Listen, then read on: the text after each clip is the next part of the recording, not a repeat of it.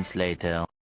Ya, dan ini hasil karya aku menggambar batik dengan pewarna makanan serta tisu. Terima kasih yang sudah menonton, guys. Bye.